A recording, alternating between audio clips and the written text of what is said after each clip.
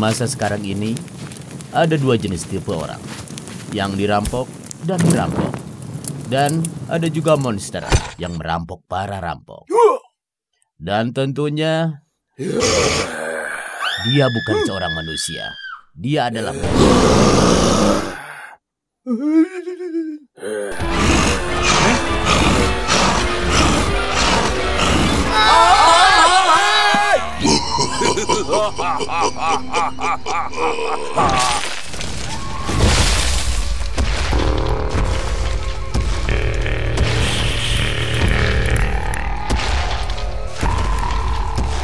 Dia akan mengambil dan membawa semua jarahan ke dalam bungkusan besar untuk dibawa pulang.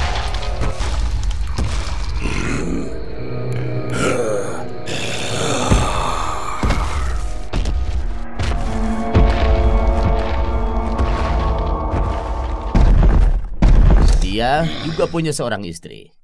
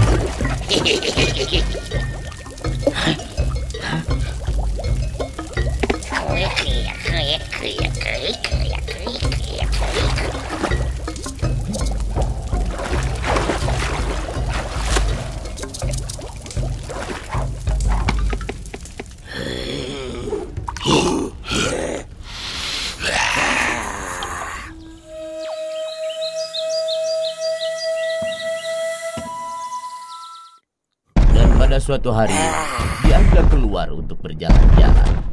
Lalu dia melihat para perampok masuk ke gua yang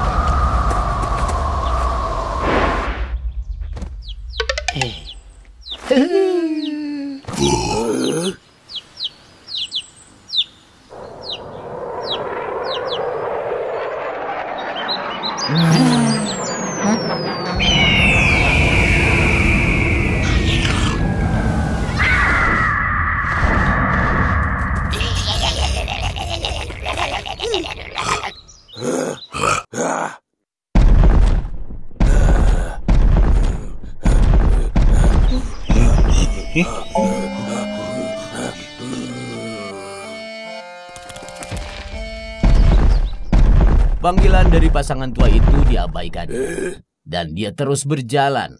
Tetapi pasangan tua itu tetap mengikutinya. Dia sangat berterima kasih sekali. Akan kubiarkan mereka masuk dan mengikutiku ke dalam gua yang gelap dan akan kutinggalkan mereka.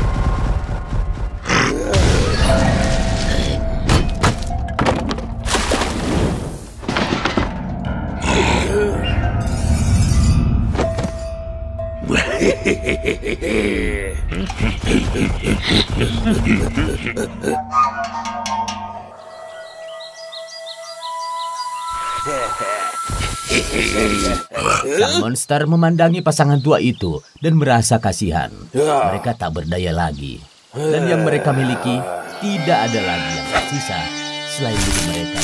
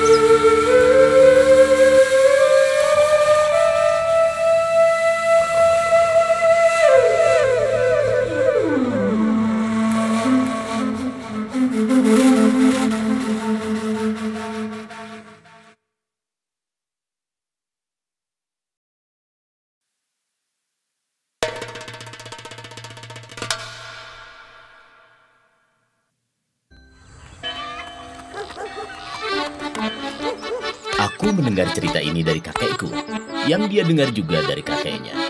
Dahulu kala, kami memiliki seorang pensiunan kolonel sebagai kepala desa di desa kami, bernama Samsonov Alexei Kristantovich. Seorang pahlawan, punya banyak penghargaan. Dia memiliki segalanya, gelar, pangkat, dan rumah seperti istana, serta rasa hormat dari penduduk desa.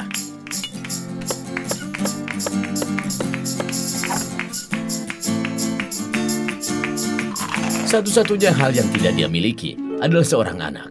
Istrinya Maria Nevedovna sangat sedih karena itu. Kemudian suatu hari, seorang peramal Gipsi memberitahunya bahwa ada ikan ajaib di Sungai Don. Siapapun yang makan ikan ini akan melahirkan seorang anak. Jika anak laki-laki, tidak akan ada masalah. Tapi jika yang lahir anak perempuan, dia harus menikahi 3 pria. Jika tidak, akan ada masalah besar. Maria Nevedovna tentu saja menceritakan pada suaminya untuk segera mendapatkan ikan tersebut.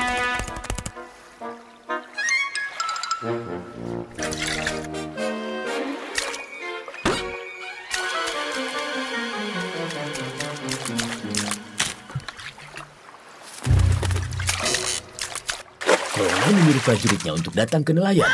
Mereka mengambil jalan pintas agar ikan tidak cepat rusak. Dan itu adalah jalur yang sangat berbahaya dan tempat yang jahat.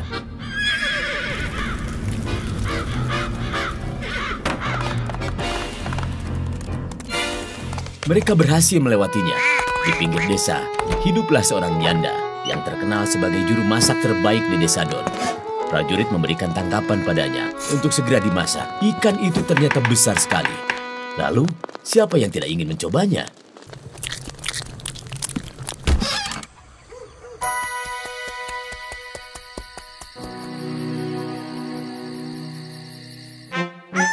Ikan itu ternyata benar-benar ajaib.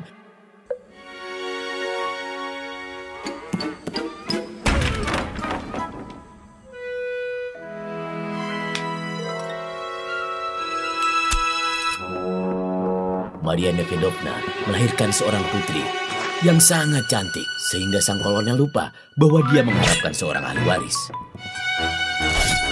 Tidak ada yang ingat apa yang dikatakan peramal itu. Janda juru masak itu juga melahirkan seorang anak laki-laki. Bahkan kucing yang memakan tulang ikan juga melahirkan anak kucing yang luar biasa hebat. Kolonel dan istrinya sangat menyayangi putri mereka, Lisaveta Alexievna. Dia selalu dikelilingi oleh pengasuh dan penjaga. Guru-guru terbaik mengajarinya sopan santun, musik, tari-tarian, dan tentu saja bahasa Perancis. Begitulah cara kaum bangsawan. Dan dia tumbuh menjadi gadis cantik. Janda itu mengajari anaknya, Stjopka, pada sepupunya sepandai besi. Anak itu sangatlah pintar dan pandai berbisnis. Dia akan segera menjadi seorang pandai besi.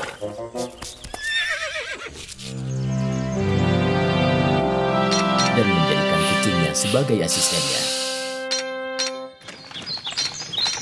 Suatu hari putri kolonel melihat si pandai besi yang tampan dan jatuh cinta padanya.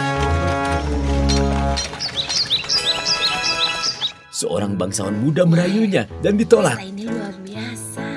Putri Lisa cantik. Dan seorang baron asing pun juga ditolak. Luar biasa. Asistennya yang Si pandai besi adalah satu-satunya yang dia impikan. hari itu ulang tahun Lisa. Dan kau tahu, pelamar ketiga muncul. Ternyata setan-setan itu membalas dendam atas penolakan itu.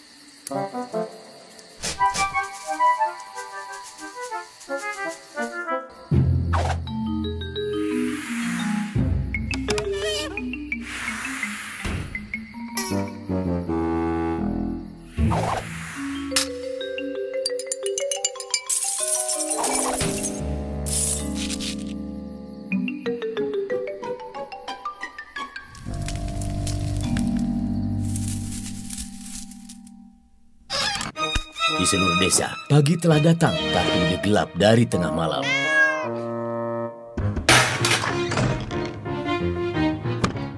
Lalu, kolonel mengumpulkan semua penduduk desa di teras istananya. Dan saat itu, Jenderal Kropotkin tiba untuk inspeksi wilayah dan memutuskan untuk mampir ke desa kami.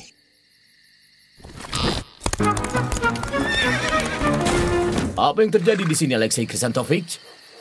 Di mana-mana terang, tapi kenapa di sini saja yang gelap? Mungkin saja setan-setan itu mencuri semua cahayanya. Setan atau bukan, segera tertibkan. Saudara-saudara, bagi siapa saja yang bisa memerangi ini dan mengembalikan seluruh cahaya desa, dia akan mendapatkan hadiah dan dapat menikahi putriku. Kalian mengerti? Oh, baiklah. Bolehkah aku bertanya, apakah dia cantik? Ini dia, Lisan Kaku. Dia sangat cantik. Iya, baiklah. Beri aku air. Tidak, aku butuh lebih dari itu.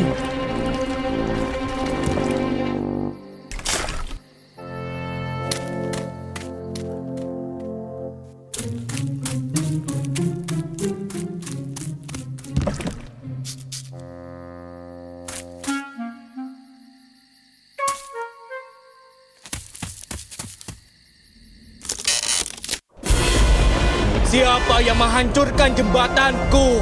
Ini aku si pandai besi. Tolong kembalikan cahaya itu atau akan kupatahkan jembatanmu.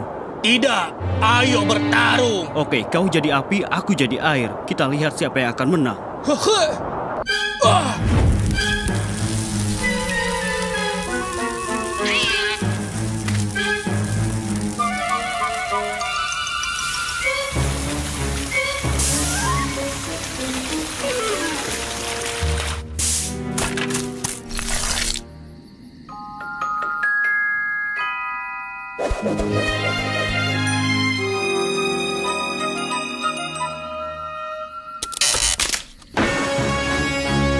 Siapa yang mengganggu jembatanku? Aku si pandai besi. Kembalikan bintang-bintang itu sekarang. Aku akan tunjukkan padamu.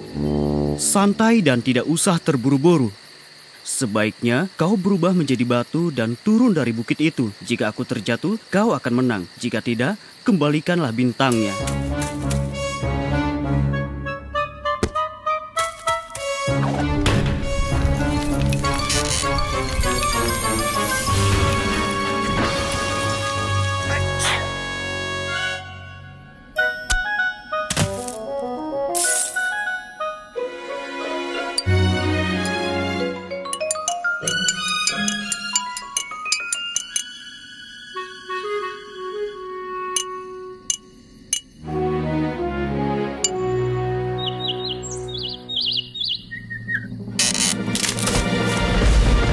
Siapa yang menghancurkan jembatan itu? Si pandai besi. Aku datang untuk mengambil matahari. Kembalikan. Tidak akan. Ayo kita bertarung. Apa kau gila? Aku sudah menghabisi 2 temanmu. Kita lihat saja siapa yang bisa bersiul paling kencang.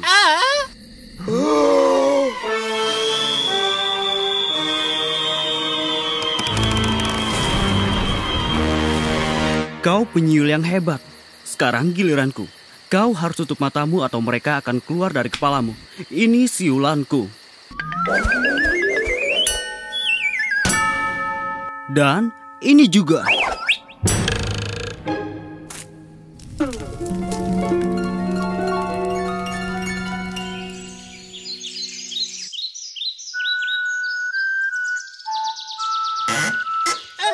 Dari mana kau belajar untuk bersiul seperti itu?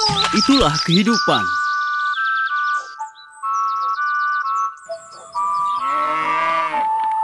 Segalanya jadi lebih baik dengan sinar matahari. Kau berhasil pandai besi, kau berhasil. Kau sangat pintar, pahlawan hebat.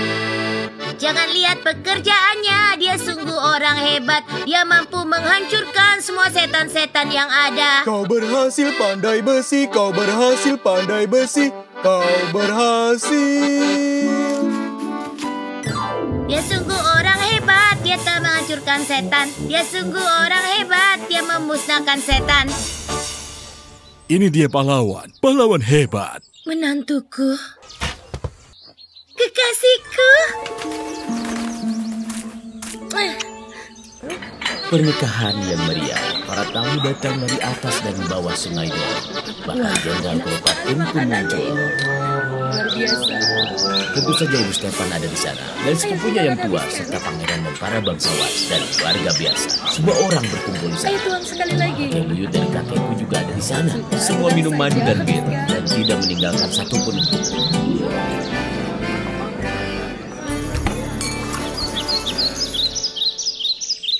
Stepan dan Lisaveta hidup bahagia selamanya untuk menyenangkan semua orang.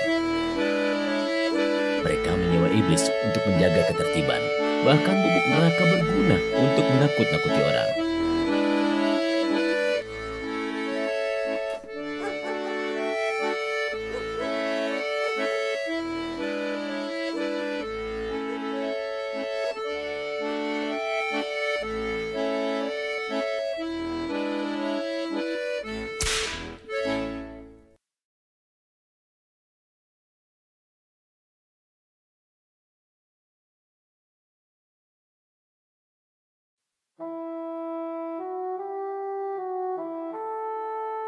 Pada zaman dahulu kala, hiduplah dua laki-laki bersaudara.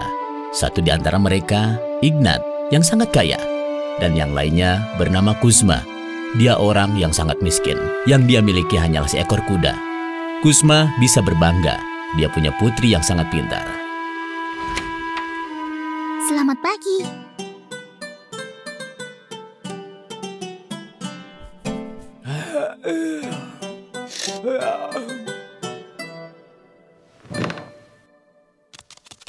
Selamat pagi.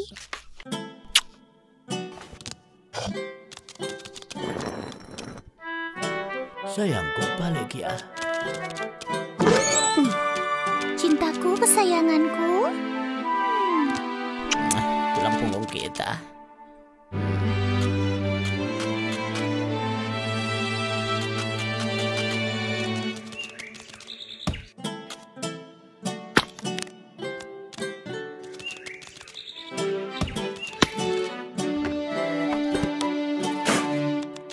Aha, tidak ada apa-apa di sini. Dan di sini ada apa? Di mana dia? Sungguh makan siang yang tidak enak tanpa roti. Ayah, kita sudah tidak punya lagi tepung ataupun garam. Kita harus pergi ke kota. Ayah, kau harus pinjam kereta kuda dari saudaramu. Tahan! Tangkap! Pegang kakinya! Kau salah pegang, pegang kepalanya. Jangan ajari aku! Mau kemana kau? Ke pasar di kota, membeli beberapa tepung dan garam. Aku mau pinjam keretamu. Tepung dan garam. Kau tahu apa?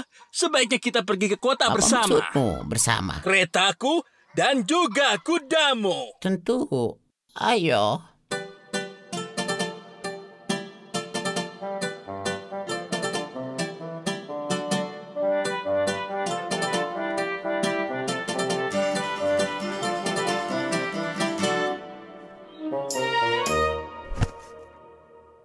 Wow.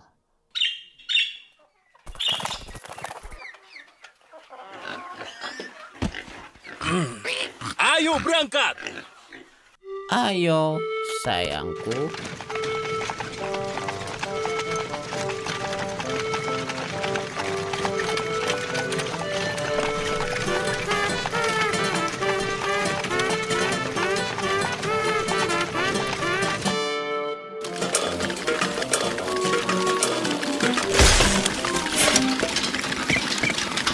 Jangan terlalu cepat.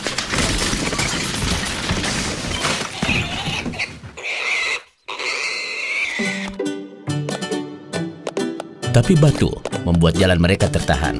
Roda terlepas dari kereta kudanya. Lalu dua bersaudara itu tak bisa sampai ke kota, dan mereka harus bermalam di jalan.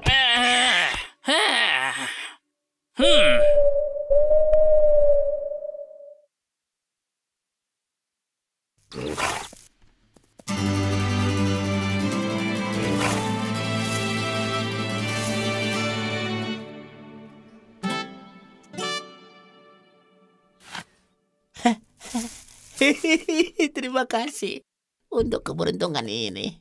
Ignat, lihat ini. Terima kasih, Tuhan. Ada apa? Wow. Keretaku punya anak kuda. Kau serius, Ignat? Kuda yang sangat lucu, bukan? Bagaimana bisa? Tenang, kereta ini punya siapa? Milikmu? Kudanya ada di Di mana? bawah kereta. Lalu? Lalu apa? Kuda ini adalah anak dari Ini keretaku. kan anak kuda. Sudah kubilang kereta ini pemiliknya. Hah? Bagaimana mungkin? Ini kudaku. Tidak, itu milikku. Punyaku. Milikku. Punyaku. Milikku. Punyaku. Kita ke pengadilan saja. Ayo kita pergi. Ada apa ini? Ada apa? Harap tenang semuanya. Dengarkan keputusan hakim. Berdasarkan hukum yang berlaku di negeri ini dan dilindungi oleh kebijaksanaan Tuanku yang mulia Tsar, Pengadilan Tinggi telah memutuskan bahwa seekor hewan selalu lahir dari hewan juga. Yang artinya bahwa anak kuda telah lahir dari induknya. Oleh karenanya, dialah satu-satunya pemilik yang sah. Pemiliknya adalah...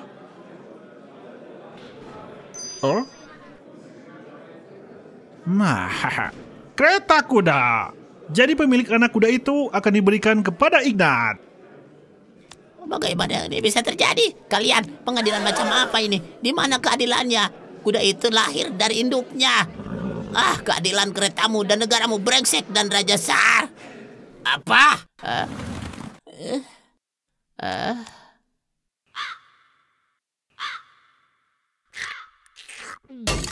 Kau tahu apa yang terjadi untuk umpatan itu? Penggal kepala.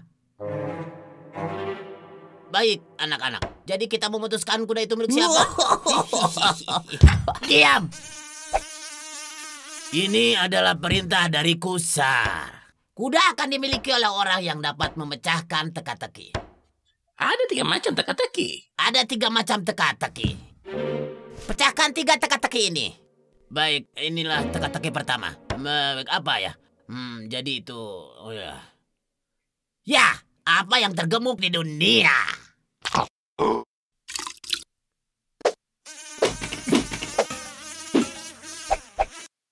Apa yang tercepat di dunia?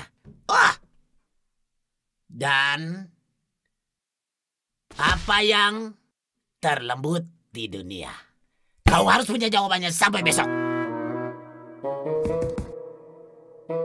Apa yang tergemuk?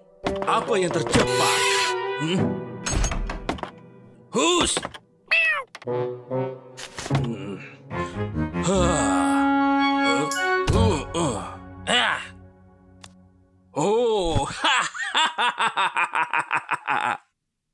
Apa yang mungkin tercepat dan yang tergemuk?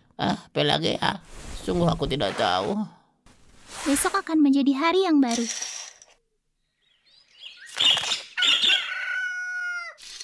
Ini sudah siang, Ayah. Bangun. Raja Tsar menunggu. Aku sudah mendapatkan jawaban teka-tekinya.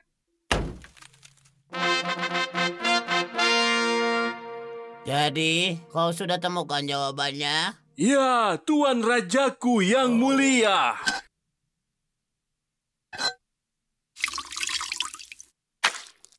Kalau begitu jawablah, apa yang tergemuk di bumi? Ya, Tuanku yang mulia. Babi milik kerajaan Tuanku yang mulia. Oh.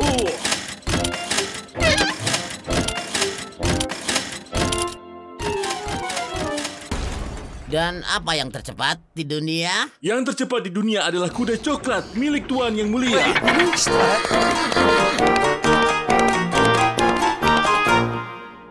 Dan lalu apa teka-teki ketiganya? Apa yang terlembut di dunia? Bulu tempat tidur kerajaanmu yang mulia. Baiklah, sekarang apa jawabanmu? Yang terlembut, tuanku, adalah tangan. Seberapapun lembutnya bantalmu, selalu kau letakkan tanganmu di bawah kepala. Yang tercepat adalah pikiran, tuanku Sar. Pikiran? Dia dapat terbang menjelajahi dunia dalam beberapa detik, dan yang tergemuk adalah tanah. Apa? Kau salah. Tentu saja tanah adalah yang tergemuk. Seperti kalian tahu, dia yang memberikan makan dan minum kepada semua orang dan memberikan kesuburan pada segalanya. Dan apapun yang ada di mejamu, semua adalah pemberian dari tanah. Apa kau memikirkan semua ini sendiri? Tidak, putriku yang membantu. Apa putrimu? Sebesar ini. Ah, sangat pintar.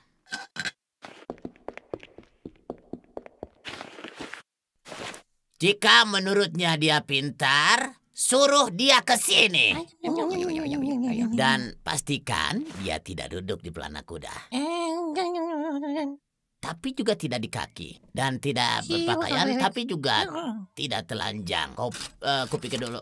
Tanpa hadiah, tapi dengan hadiah.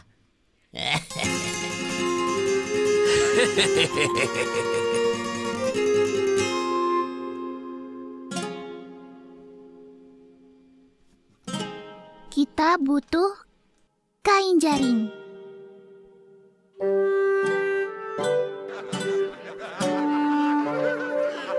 Ada apa? Apa itu?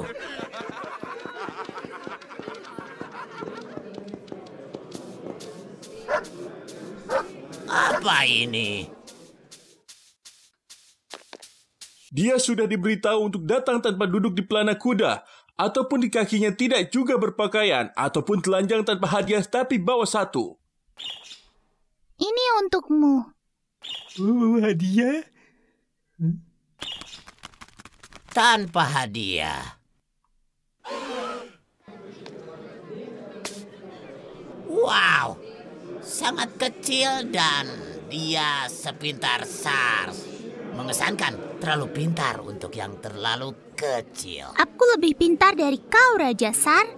Mungkin kau juga lahir di kereta kuda. Apakah kau tahu siapa yang telah melahirkan kuda? Kau sungguh memalukan. Lihatlah mereka.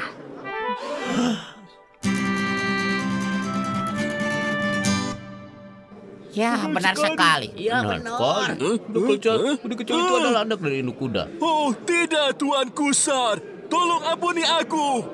Ini, ambillah kuda mainan. Anak dari gerobak. Lalu, segalanya berubah menjadi baik. Anak kuda telah diberikan pada Kusma. Para hakim dihukum menjaga kandang kuda. Tentu saja, sangat melelahkan di sana. Kejahatan telah kalah. Segalanya menjadi lebih baik. Keadilan akan selalu terbukti dan menang.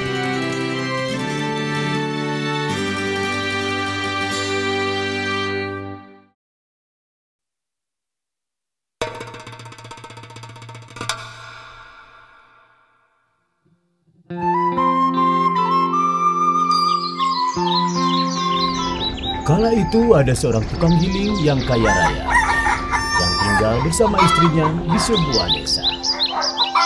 Dia memiliki peternakan yang sangat besar. Mereka hidup dalam kemakmuran. Gudangnya penuh dengan jagung. Tapi mereka sangat serakah. Mereka bahkan tak mau berbagi salju di musim dingin.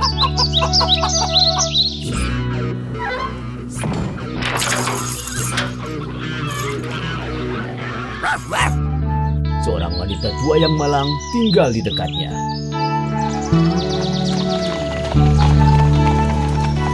Wah, ayo jalan.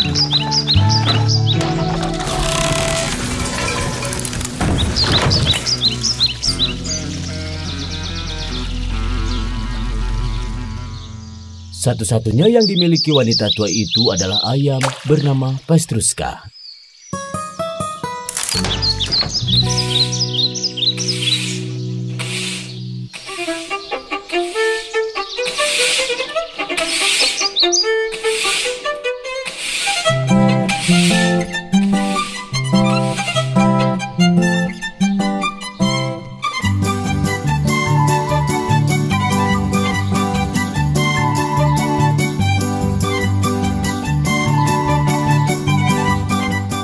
Pada suatu hari, istri si tukang giling merasa iri. Dia juga ingin memiliki ayam yang berwarna-warni. Oh, Pep, Pep, Pep, Pep.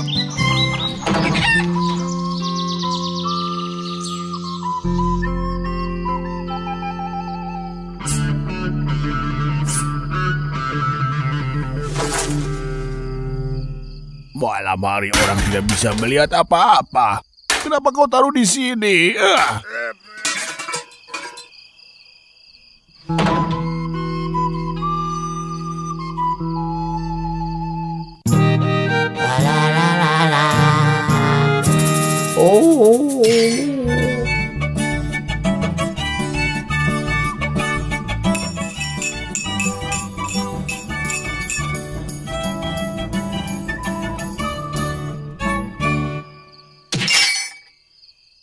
Oh, istriku.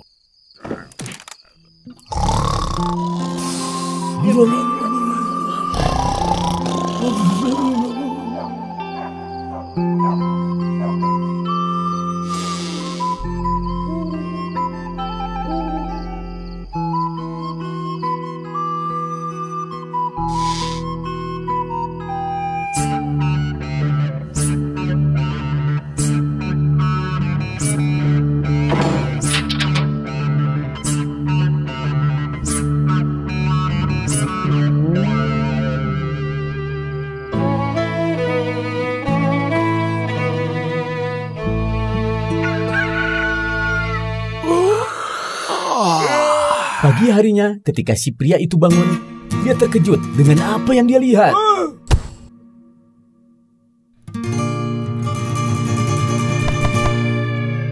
Tepat pada saat itu, tetangga datang untuk meminta jagung.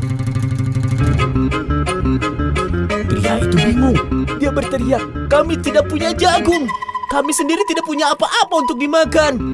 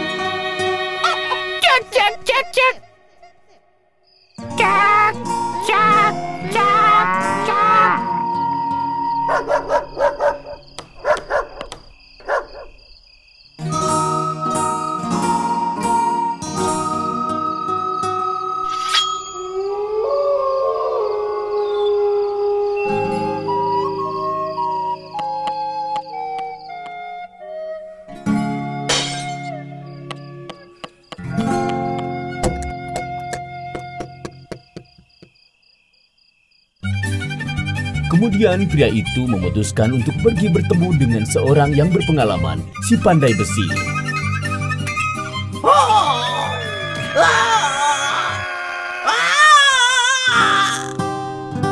Pria itu memberitahunya tentang permasalahannya dan meminta dia untuk membantu.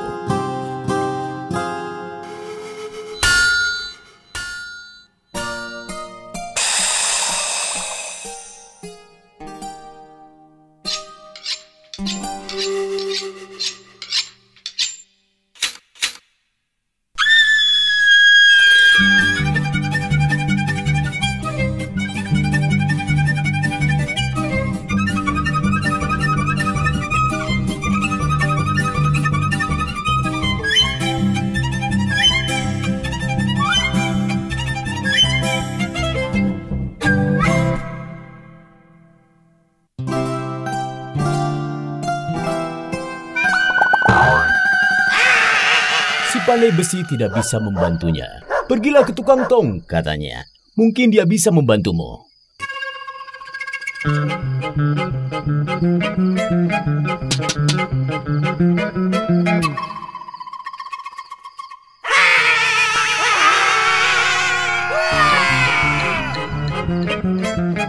Lalu pria itu menceritakan masalahnya dan memintanya untuk membantunya. Oh,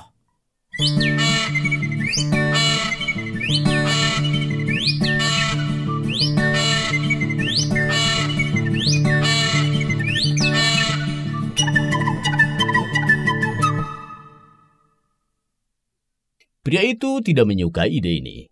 Dia tidak bisa memeluk atau mencium istrinya.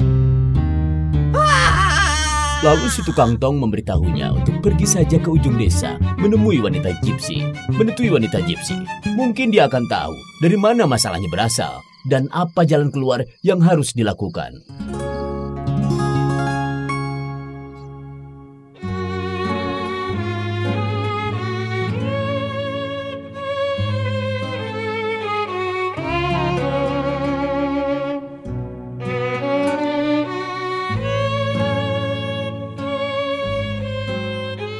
Ini sangat buruk sekali, kata wanita gypsy itu. Istrimu telah mencuri ayam Petruska dari wanita tua tetanggamu itu. Hanya satu hal yang bisa menyelamatkan istrimu dan kau juga tentunya.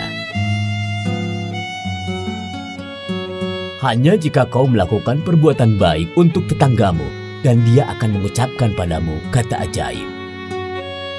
Terima kasih.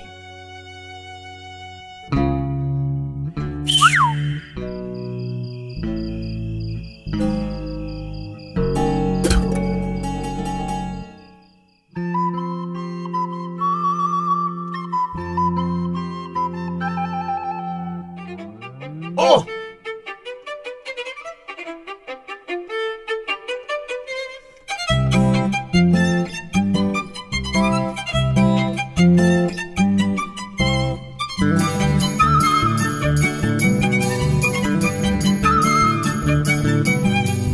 Wanita tua itu bertanya pada si pandai besi dan tukang tong, bagaimana cara membalas kebaikan mereka. Jangan khawatir, kata mereka. Terima kasih, orang-orang baik.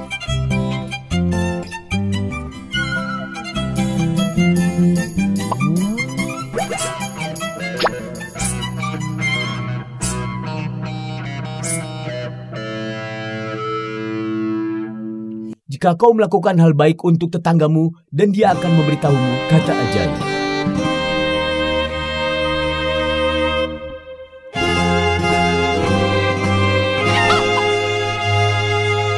Akhirnya pria itu mengakuinya. Istrinya telah mencuri ayam itu. Dia meminta wanita tua itu untuk memaafkan mereka dan berjanji tidak akan mengganggunya lagi. Lalu wanita tua itu berkata, itu bagus karena telah mengembalikan ayam Petruskanya kembali. Tuhan telah mengingatkanmu. Lalu pria itu memberikan ayam jantan dan jagung. Dan dia berkata, ini adalah ayam jantan kecil untukmu dan jagung. Sebanyak apapun yang kau butuhkan, kau boleh memintanya kapan saja. Wanita tua itu senang sekali. Sekarang aku akan punya ayam lagi. Terima kasih tetangga yang baik.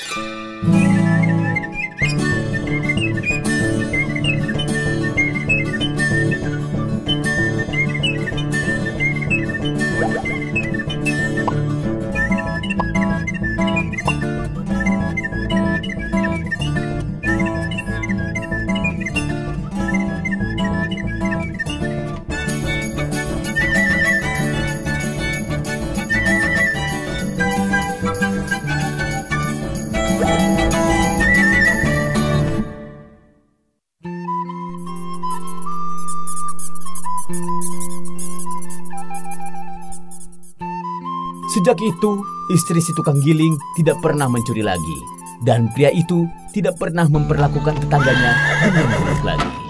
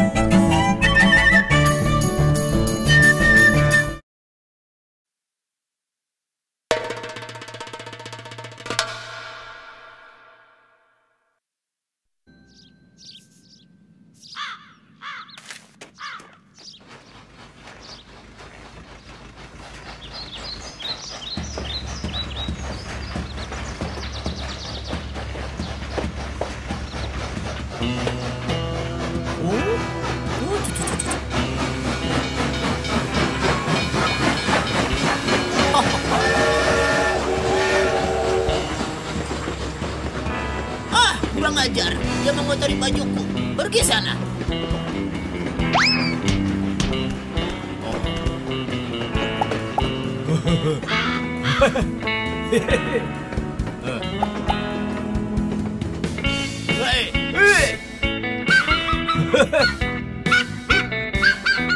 Wow, juara sekali. Itu cuma seekor kelinci.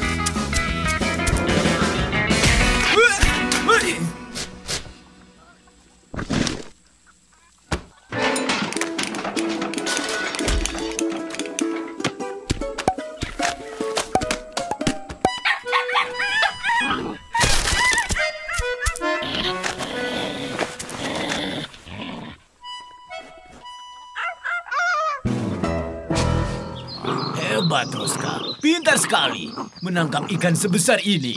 Ini cukup untuk dijadikan 3 tong ikan asin.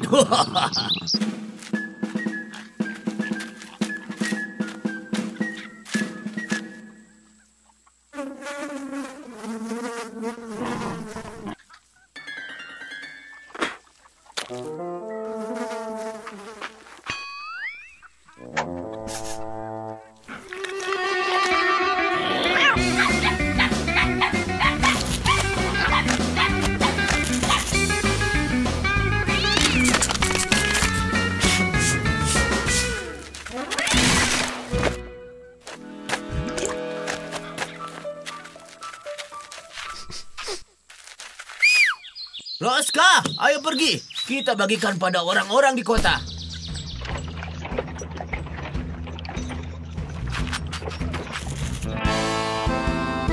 Hei!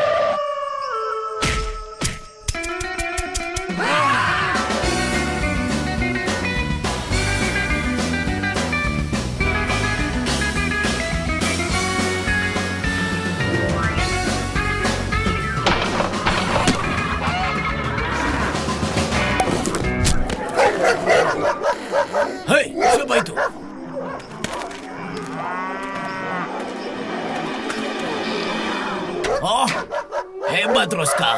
Bagus sekali. Ini akan jadi jaket bulu. Bagus sekali untuk musim dingin.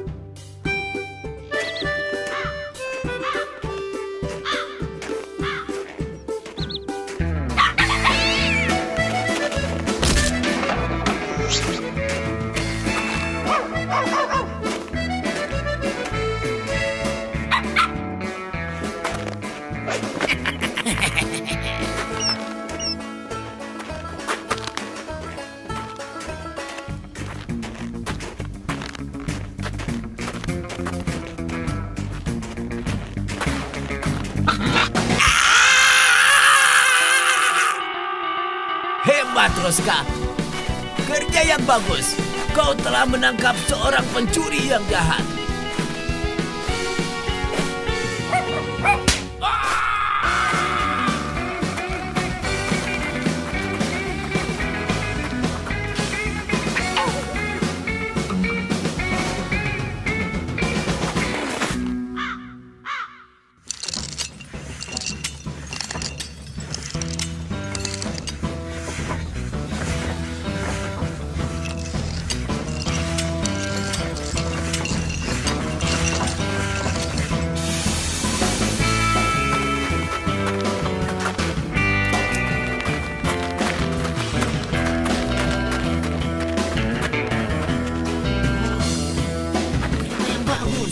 Bahkan ada tungku di dalamnya.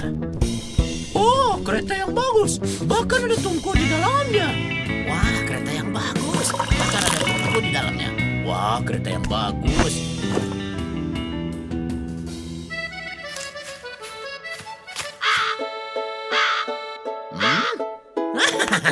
Aduh. Oh. Oh. Aku mau itu. Aku mau itu. Aku mau itu. Ho ho. Ho ho ho. Ho ho ho ho. Ho ho ho ho. Oh, aku mau itu. Aha. Wah. Wah. Wah. Oh. Ho ho ho. Aku mau itu.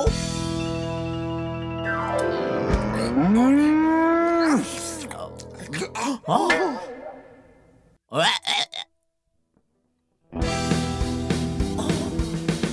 Bagus sekali. Aku mau itu. Oh. Aku mau itu. Oh. Jaket bulu yang bagus. Jaket bulu yang sangat bagus. Pasti cocok untukku, bukan? Taruh itu, cepat.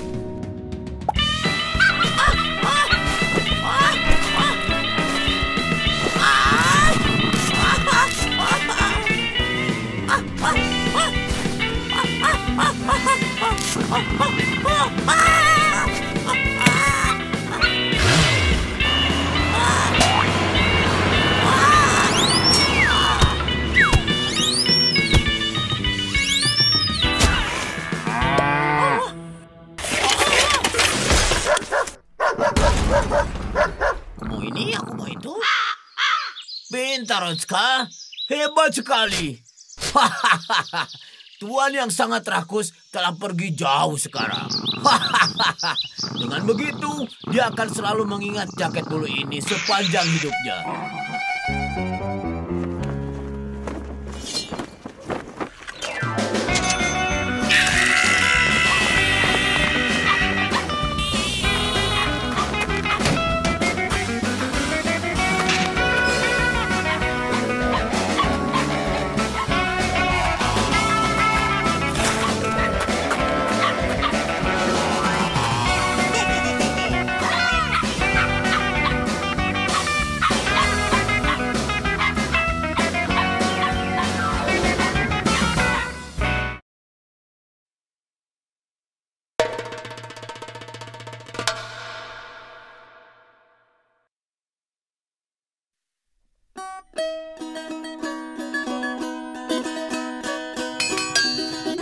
Suatu hari, hiduplah dua sahabat, Kucing dan Gagak.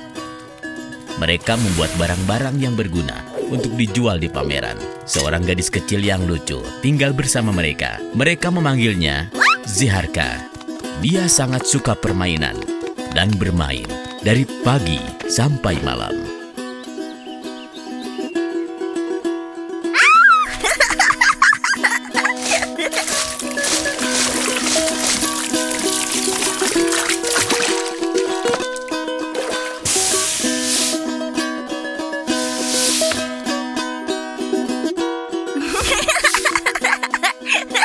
Tiba-tiba, Babaika si monster hitam menakutkan melompat keluar dari oven.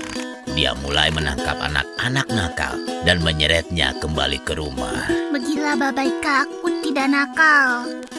Dan mereka hidup bahagia selama-lamanya. Suatu hari, Kucing dan Gagak akan pergi ke pameran. Aku Babaika, aku Babaika, aku Babaika, aku Babaika. Ziharka, berhenti bermain-main. Kami akan meninggalkanmu dengan tanggung jawab. Kami akan membawakan hadiah dari pameran.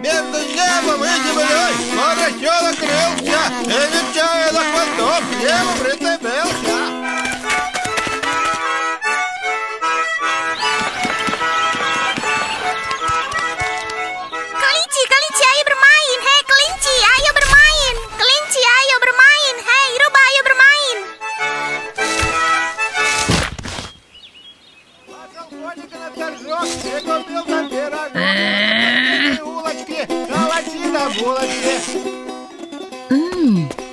Gadis kecil itu hidup dengan Kucing dan Gagak.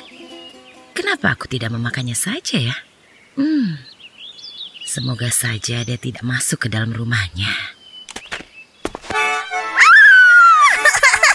Baiklah, itu menggelitik, aku geli. Biarkan aku pergi, rubah. Biarkan aku pergi.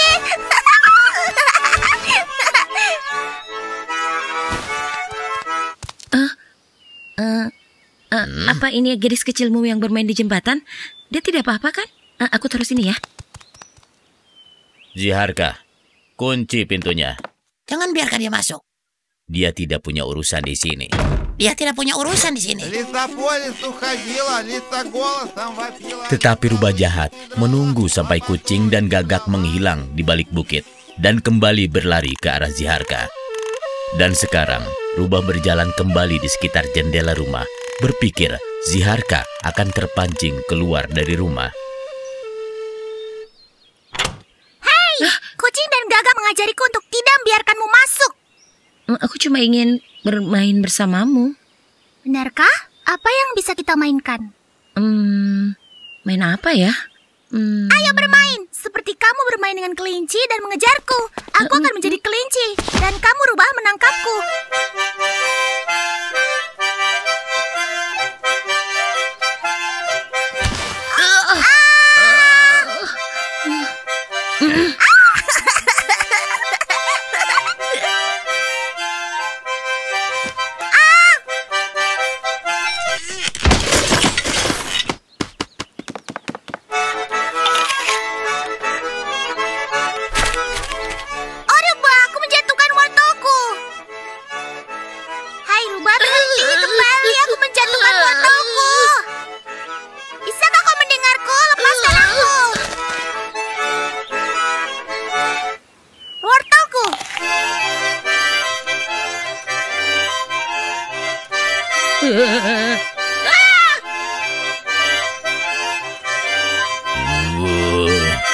Kita akan memotong ekor rubah.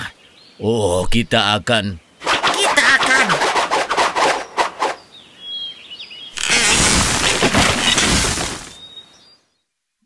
Tidak akan kubiarkan dia masuk. Kita hanya bermain. Ziharka, jangan pernah bermain dengan rubah. Rubah itu akan menculik dan memakanmu. Jika tidak, Babaik akan menangkapmu. Apakah sudah jelas? Yap.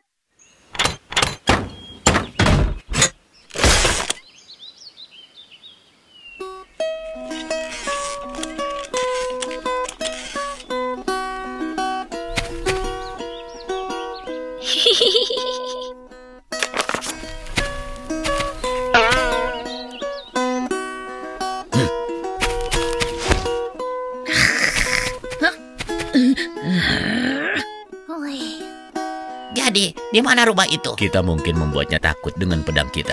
Ayo, segera berangkat ke pameran. Pameran akan segera berakhir. Kali ini, rubah menunggu sampai kucing dan gagak sudah berada lebih jauh dari rumah. Sekarang mereka tidak bisa mendengar gadis kecil itu lagi.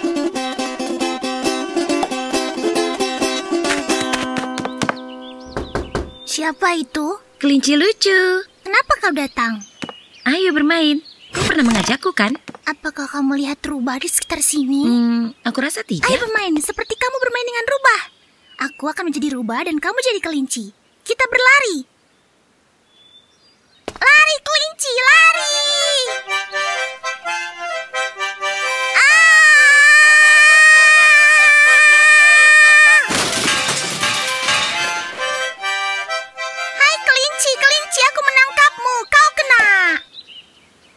Dan aku bukan kelinci lucu sungguhan. Kucing dan burung gagak, tolong aku. Selamatkan aku, rubah menculikku, aku diculik.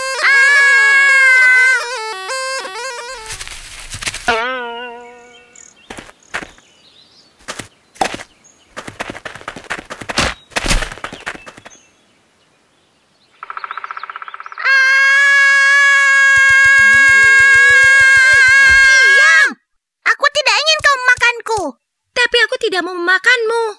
Kau tidak akan? Ayo kita bermain, belajar bikin kue. Maksudnya kue lumpur? Bukan, kita bikin pie. Duduk di sini sebentar dan aku akan kembali. Jadi bagaimana kau akan bermain memanggang kue? Caranya, kau duduk dulu di atas kop ini, kemudian masukkan ke dalam pemanggang. Apa lagi? Selanjutnya, kau tutup pintu pemanggang, tunggu selama 5 menit sampai matang. Ayo, lepaskan skop itu dan langsung meringkuklah. Bagaimana? Aku tidak tahu bagaimana caranya meringkuk. Bagaimana? Ayolah, kapan kita mulai makannya? Sini kutunjukkan. Kau naik ke atas skop ini, lalu turunkan kakimu dan tutupi wajahmu dengan tanganmu seperti ini. Mengerti? Ya, aku mengerti. Kue ini berada di atas skop dan akan masuk ke dalam pemanggang, kemudian tutup pemanggang dan tunggu selama 5 menit sampai benar-benar matang. Kucing dan gagak akan kembali sebentar lagi bersama dengan kue pie manis dan kue-kue manis. Hai rubah, aku harus kembali ke rumah. Ayo lanjutkan permainan kita besok. Kue manis, iya. Aduh. Tapi aku tidak tahu jalannya.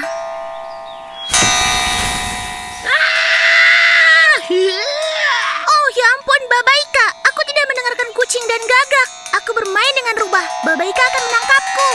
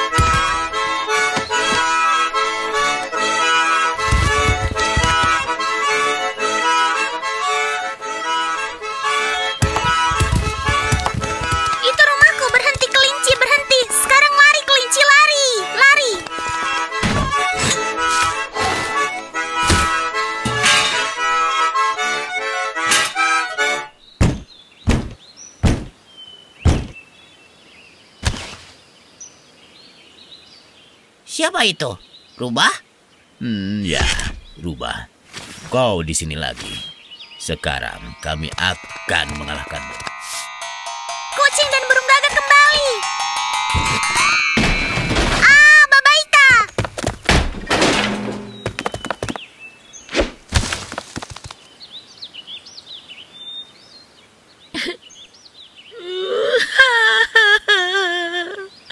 Malangnya hidupku, aku kelaparan.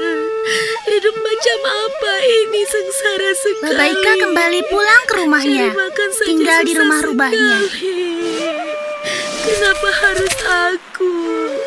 Hidupku sangat menyedihkan sekali.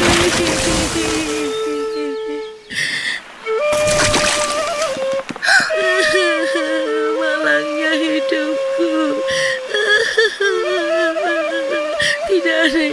peduli denganku. Ziharka, kita memiliki sesuatu untukmu. Kue pai dari pameran. Oh yeah, kue-kue manis. Ayo, aku lapar. Ayo makan kue pai.